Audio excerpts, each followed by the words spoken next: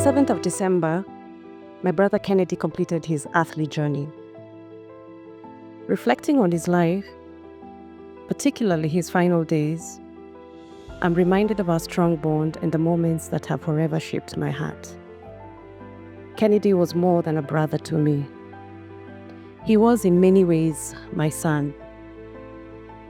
As you heard Mr. Tambo say also, he was like a son.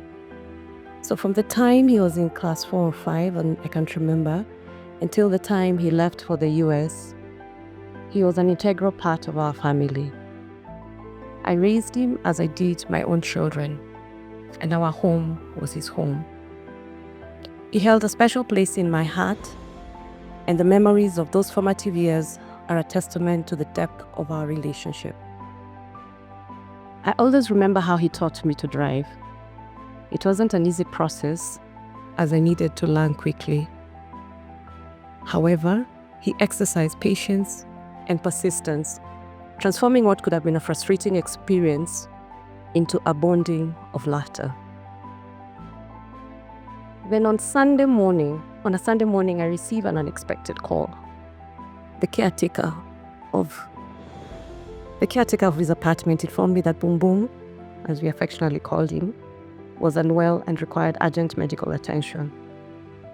I immediately texted Mom and Terry as I was attending a church service.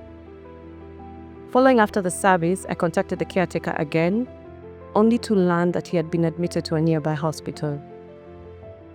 After consultations, it was determined that he needed to be transferred to Kenyatta National Hospital due to the severity of his condition.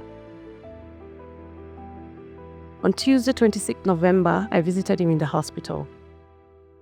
It was a heart-wrenching experience, and memories flooded back, accompanied by a torrent of tears. If you know Boom Boom, and if you saw him lying on that bed, that was not an easy experience. But even before my visit, while praying for him, I felt a clear and urgent prompting from the Holy Spirit, lead him to Christ. When I finally saw him, the prompting became even more insistent. And this was, you're wasting time. I immediately stopped everything and explained to Kennedy about prayer, healing, and the saving grace of Jesus Christ. And that was the day I had an opportunity and the privilege of leading my brother to Christ. A moment I will forever cherish. It marked the beginning of a profound spiritual connection between us in his final days. During my visits, our time together became filled with prayer and hope. While my brother was in hospital, that's the time I was organizing a vision conference.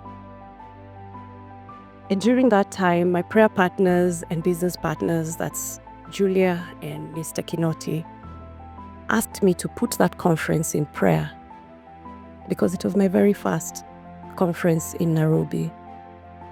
And so the instruction was 30 minutes of prayer daily. And it so happened because we had a shift of visiting Boom Boom in hospital. So it was either me or Terry, or when Catherine was in town. And whoever is visiting has to do both visits, the afternoon and the evening visit. So that means a whole day you're in hospital. So the 30 minutes of prayer, which was supposed to be for my conference, turned out to be a prayer session for Kennedy. So what began as prayers for the event quickly transitioned into fervent prayers for Boom Boom. Numerous prayer groups joined in the intercession. We had people as far as Geneva praying for Boom Boom. There's what we call a 9 p.m. prayer group, which we are all a part of. And it has about 790 members who are always praying for Boom Boom. And I shared every message of hope and confirmation with him during our hospital visits. Kennedy's strength, even in his weakest moments, were truly inspiring. His faith grew as we prayed together. And I believe with all my heart and healing would have come. I believed with all my heart and healing would come.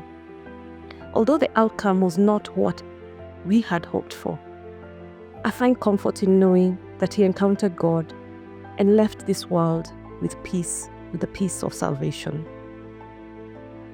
And now, to you, my dear brothers and sisters, I want you to know what happens to a Christian when he dies, so that you will not grieve like those who have no hope. The Bible tells us in 1 Thessalonians 4:13-14, "For we believe that Jesus died and was raised to life again. And so we also believe that God will bring with him those who have fallen asleep. As believers, we mourn with confidence that death is not the end, and that Boom Boom is now with the Lord, free from pain and suffering." And as we were praying for healing, that is a form of healing. Lessons learned while Boom Boom was in hospital. He was a whole month in ICU. Death is a revealer. Eternity is closer than we realize. 2, the power of prayer. Julia, my best friend for 28 years, and Kinoti, who was also there to pray with Boom Boom, especially on the last day before he passed on. Prayer became our lifeline, a source of hope and strength, not only for Boom Boom, but also for everyone involved in his care. It deepened my trust in God's sovereignty. The importance of having strong prayer and support partners cannot be overstated. Faith amidst uncertainty. Even when the outcome was not as I had hoped for, I learned to hold on to God's promises and trust in his plan, acknowledging that his ways are higher than our ways. Lesson number 4, the importance of family. Kennedy's life served as a poignant reminder of the bond we shared and the profound impact of love, care, and nurturing within a family. Life is fleeting. That's the last lesson. Death compels us to live intentionally, to cherish every relationship that you have, to not take it for granted, and to align our lives with God's purposes. Boom Boom, you're deeply loved, not just by me, but by everyone who is here and who had the privilege of knowing you. You fought valiantly, and I learned to trust God in ways I never imagined. Rest in eternal peace, my brother, my son. You'll be missed, but I know we will meet again. Shalom. And be at peace. He's in a good place. Amen.